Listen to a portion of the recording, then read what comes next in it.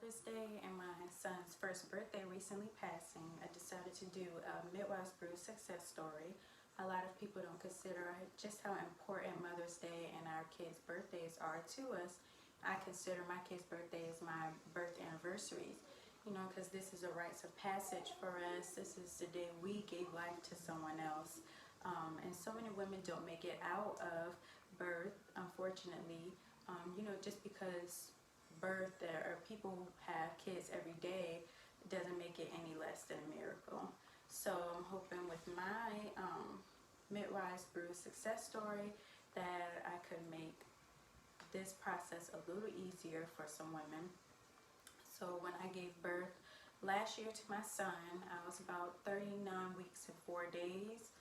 It was the Something in the Water Fest, and I just had to get my son out that weekend or the following couple days because he was getting too big for me, and my doctor wanted me to get him out naturally some way, because if I couldn't go into labor naturally, then I would have to be induced, just because he was getting so big. So you know, my doctor, you know, gave me advice to try to have sex or do primrose oils, you know, all the things, castor oil and stuff, to try and go into labor. So I decided to do the Midwives Brew. So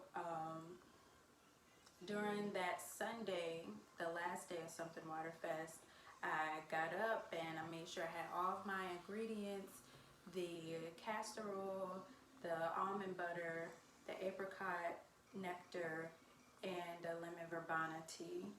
I just sat it all in the house. And I decided to do it later on that day. So I got all the ingredients early. And I went out and just got my body moving. I was walking down at the beach, because, you know, that's where everybody was at for the fest. And I ate there. I made sure I got me some meals in and just got my body moving. So for later on that night, I didn't have anything on my stomach since I ate early.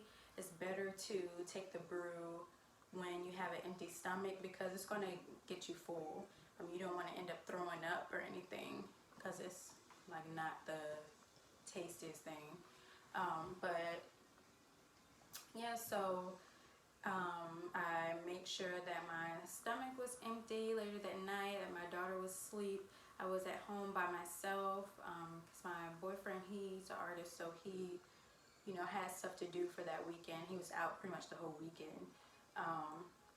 And I just, you know, I sat at home and I just made sure everything was ready to go, because I was going to get this baby out. Okay, so my stuff was packed already. And I decided to take the brew at about like 9:40 p.m. It's better at nighttime to take it, because, you know, babies, they like to come during the night or the middle of the night, because, you know, everything is relaxed during that time and it's easier just, you know, for them to come out. So I took the brew at about 9:40. You have to take it within 20 minutes. So I made the brew by putting everything in a blender. Some people do it over ice. I didn't, because I just didn't want to mess anything up while taking it. I did put the apricot nectar in a freezer for about 30 minutes, 45 minutes, just so it can be cold. And when I brewed the tea, I put 2 packets of lemon verbena tea in the pot for it to brew. And so just so it can be real potent, you know, I just really wanted to make sure I had a lot of everything so I can get the baby out that night or the next morning. So I took 2 tablespoons of almond butter. I put it in the blender. I poured the whole can of the apricot nectar in the blender. 350 milliliters of the lemon verbena tea, and then 2 tablespoons of a castor oil. And I'll put down like the specific brands and everything that I got. I feel like whatever brand will work for you, but I'll just put like those specific brands. And try not to substitute anything. Like if you can't find apricot nectar, don't substitute it for mango and stuff. I saw some women do that before, and it's just, I don't think it's accurate. It's not gonna work really, because I actually did that before when I was earlier in my pregnancy, maybe about 38 weeks, and it didn't work. And I had also did it wrong that time, so I knew the right way to do it this time so I can get everything to work.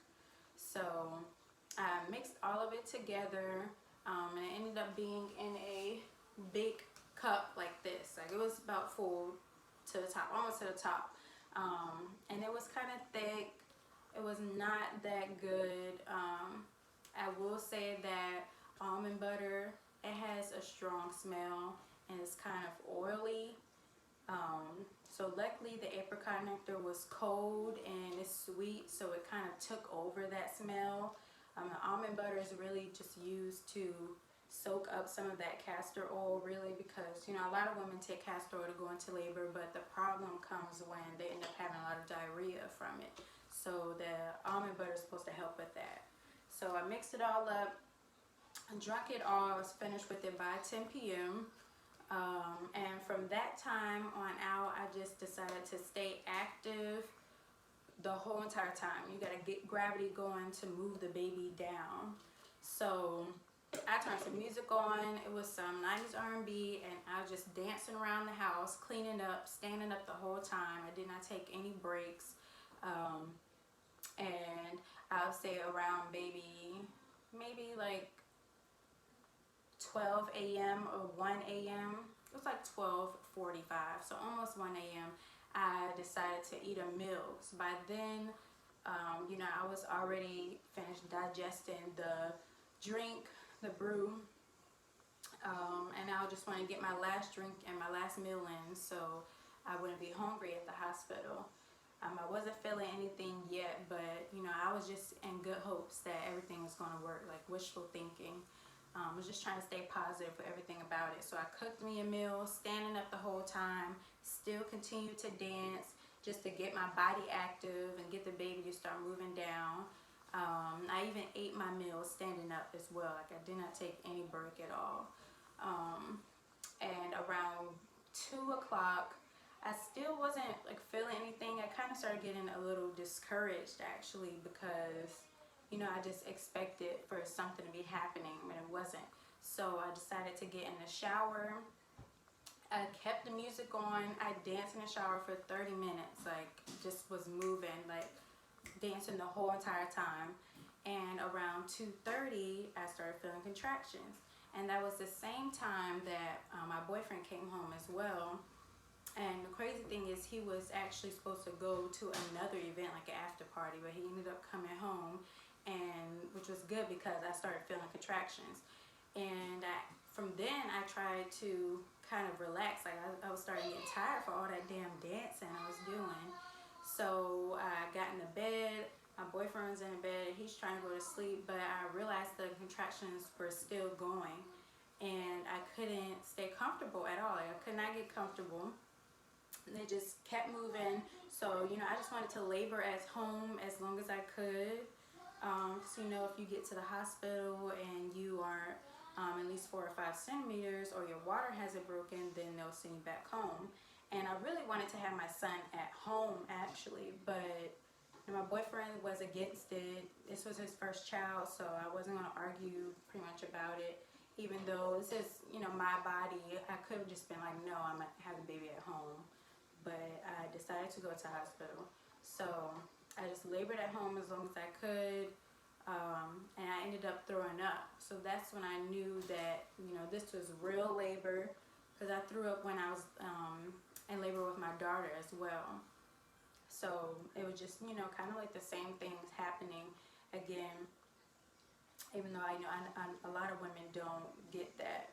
So I threw up, so I knew it wasn't Braxton Hicks or anything. This is real labor. So I started to get ready to go to the hospital, and it was about 4 a.m. I called my sister to come over to help get us ready. She dropped my daughter off to her dad's house and came back, And around like 4:45ish, we left to go to the hospital.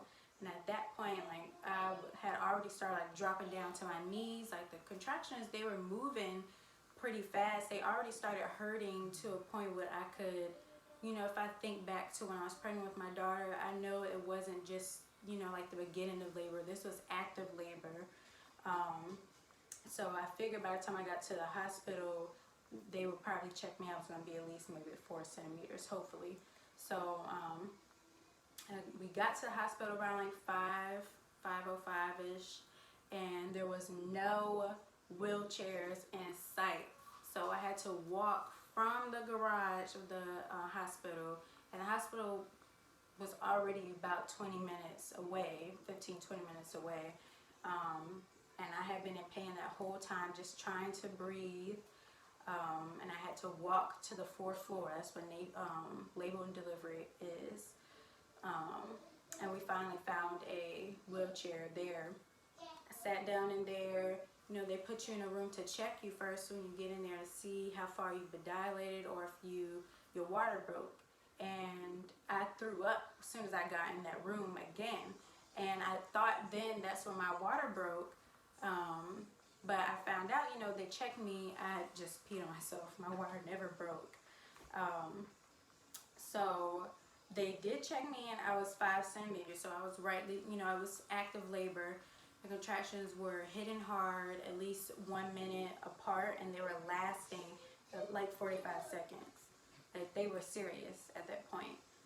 So they decided to admit me, and they put me into my room. Once I got into the room, maybe about like 30 minutes later, about like 30 minutes later, I could just feel my baby like literally moving down, like he's contracting down. I could just feel him, you know, going through what he's supposed to go through. The baby knows what they're doing when it's time to come. So I just stayed on my knees pretty much the whole time, trying to get the gravity to move down, to move him down. I know a lot of hospitals, they don't really let you sit how you want to sit when having the baby or laboring, but if you can sit on a ball and bounce on the ball, or just sit in the bed on your knees, or in the fetal position, like, that'll really help in getting the baby to just move down. And once I felt him like pretty much down at the bottom, only like 10 minutes later, I knew that, you know, I was farther along, like they needed to check me again. So I got them to check me as soon as I got 10 minutes after I got into the room, and I was at 8 centimeters already. By the time you get to 8 centimeters, those contractions will be hitting like, you know, something you never felt before. The cramps, something you ain't never felt before, ever. No period cramps. And I'm not even somebody who gets period cramps, so this was something serious. And I wasn't getting the epidural at all, so I tried to find my way to breathe as best as I can. If you take your deep inhales in and deep exhales, and you have to just tell yourself to calm down, like, let me calm down, please calm down, you know. I didn't want to be screaming in there, and I started screaming once I got 8 centimeters, so that's why I'm like, you know, let me calm down. And it's really all in your head. Of course, the pain is there. I'm not going to act like this not, but if you can tell yourself to calm down as much as you can, and tell yourself, you know, I can do this, be encouraging to yourself. If you can get whoever's there with you, your significant other, or, you know, a family member, have infection with you, if they can touch you, you know, all of that is going to produce endorphins for you to be able to relax and get the baby out naturally and try to ease some of that pain. It's just like when, you know, if you're having sex and you are about to have an orgasm, you not telling yourself to calm down, you know, or if you aren't relaxed, if your body isn't relaxed, it's not going to happen. So the same thing with you in labor, your body has to be relaxed. If you're tensed up and stuff, it's not going to happen. It's going to prolong the labor. So just try to be as relaxed as you can. So after they checked me and I was 8 centimeters, and I got back into the fetal position and stayed there as long as I could. And then I felt like my son about to come out, and I'm telling them like my son is all the way at the bottom, like he's starting to crown, and they wanted me to turn around. I could not, like at all, basically, because he was coming out. And the hospital, this hospital had my daughter at too, so I knew they wanted me to be on my back to push the baby out, which, you know, I'm just against that, but, you know, whatever. And that's when I felt my water break, just because he had already started coming out, so the bag broke, and they had to, like, literally help me turn around over into my back. And the doctor still did not, he was not back in the room at all. So I ended up pushing him out when the doctor wasn't even in the room. It was just a nurse and like a corpsman in there, so the military hospital. And once they got me on my back, I pushed twice and my son came out. So he was literally hanging out while I was on my knees. But, you know, by the time they got me to turn around, they could see his head coming out. And the nurses were like, oh, the baby is coming out. Yeah, like, you know, you want to get them to try to believe you as much as you can. But, you know, they do what they want to do. I don't want to bash the hospital, but it's really up to you. You want to have your locus of control with trying to get that baby out. You can see Alana back there. But yeah, so just trying to be relaxed and get the baby out as relaxed as possible, it can help. Because from that time that I got into my room, admitted to my room around like 5:30, the baby was born at 6:13. My son was born at 6:13. So that's just how fast it all happened. And that gravity that I had getting in the fetal position and me breathing, trying to stay relaxed, that's how you can end up having the baby come out, you know, easing some pain and a faster natural labor. So I hope this helps everyone, you know, who watches. If you guys have any questions, feel free to let me know. I am a doula and soon to be, hopefully, a certified professional midwife. So I will put down, you know, everything from the Midwives Brew, so you guys can take it if you're interested. I do, though, recommend being at least 39 to 40 weeks for trying it. It's like I said, when I tried it 38 weeks, it didn't work. And I just think it's, you know, I kind of did it wrong and my body just wasn't, you know, ready for it. So, yes, thank you so much. I hope everyone has a great Mother's Day, and an easier and natural labor as possible as you can.